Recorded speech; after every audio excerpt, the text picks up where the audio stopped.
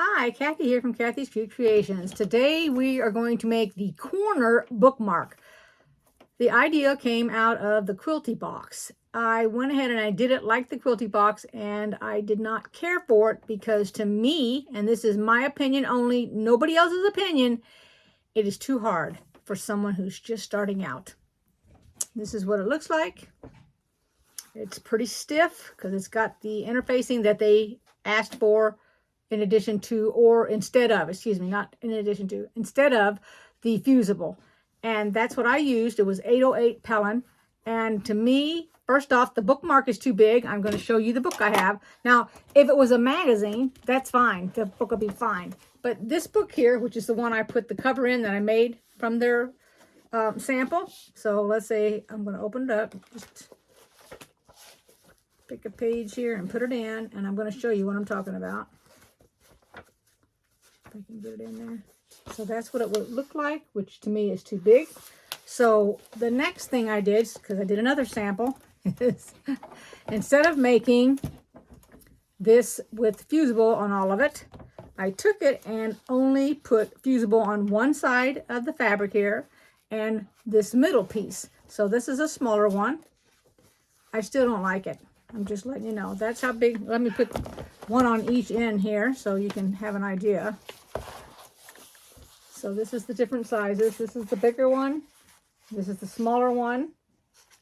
And I'll put them here so you have an idea of what you're looking at. I'm just tucking one inside the other. That's the two I made already. And then the third one I made, which is smaller, I didn't put any fusible in it. I liked this one the best. And let me show you what it looks like in the book. And there's no reason to have any fusible. I like it. It's great. So I'm going to demonstrate for you guys how to make it if you'd like to make it. Now, it is, let me see the size of the fabric that I cut out.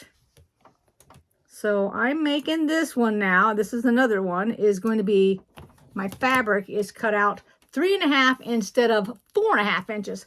You get 3 pieces of fabric, cut them all out the same. If you want to, go ahead and put your interfacing on 2 of the squares.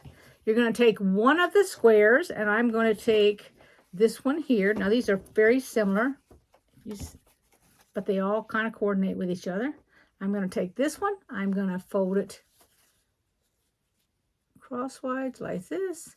I'm going to go iron it down because that's the piece that goes in the half. So let me do that real quick. Take this here, right sides together now. And you're going to put it like this. Actually, you know what? I'm going to do it the other way so that it's got more of a, oh yeah, that looks so much better. So I'm doing this here. Take this one, put it over the top. All the right sides are together. We're going to do that. Now you can pin it or you can clip it. You pin it like this. You're going to mark a 1/2 inch right here and right there. Now we're going to sew it. Now to help it so that it doesn't pull apart when you go to flip it, what I do is I will start on the edge here. And I will go back and forth, and I'm doing a 2-inch. I'll go up and backwards and go up again and go backwards. Okay. And then I need to go up one more time. And then I'm going to come right off of my fabric. When I get to the end, I'm going to decrease it even more as I come off. That's it for that end. Now I'm going to go to the other side.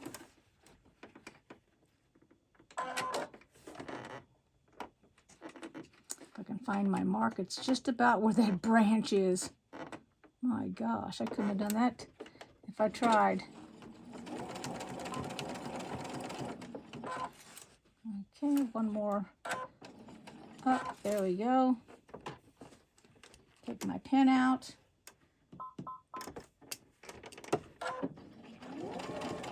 I'm going to go back and forth at the end. You can come all the way off the end if you want to. Let's see if I came over enough. I got to go down one more. Okay. And I'm doing 1/4 of an inch. I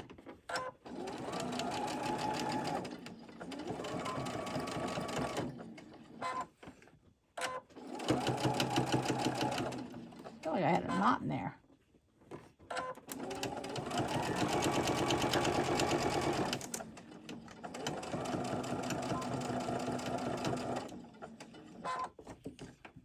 It does not like that thicker fabric, I'm telling you.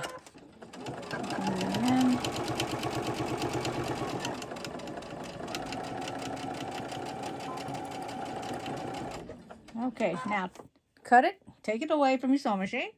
And then what we're going to do is we're going to cut the edges. So let me turn this camera around. Hold on one sec. Now the part that we're going to sew is from this end down and from down over to here. So we're going to pull the little flap back.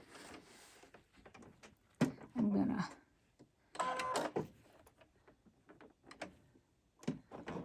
put my needle in there. And you can make your stitch larger if you want. I'm going to lock it into place a couple times. There we go.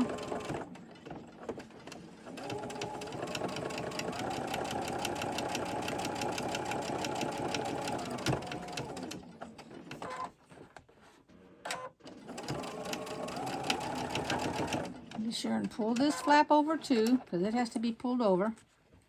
So you can keep your eye on it. Don't want to go into that corner piece of fabric if you can prevent it. Looks like I got one more stitch.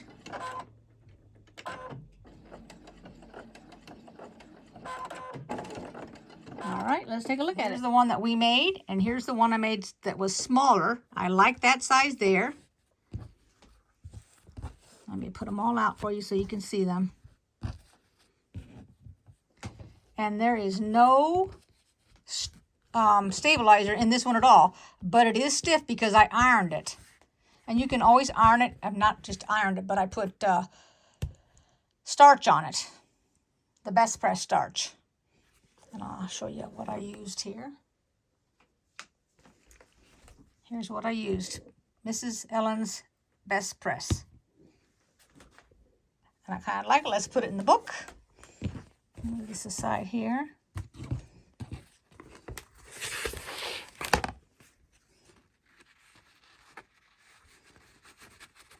There we go. And I like it. It's really nice. Shut the book. There it is in the book right there. Alrighty. That's what it looks like. You can find your page real quick. There you go. I hope you liked this video. Give it a thumbs up if you did.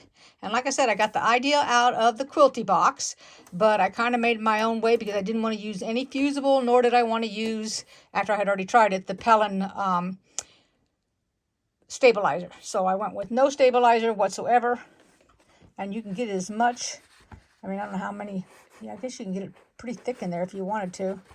I don't know how everybody holds their books, but I just grab a couple pages. That's all I do.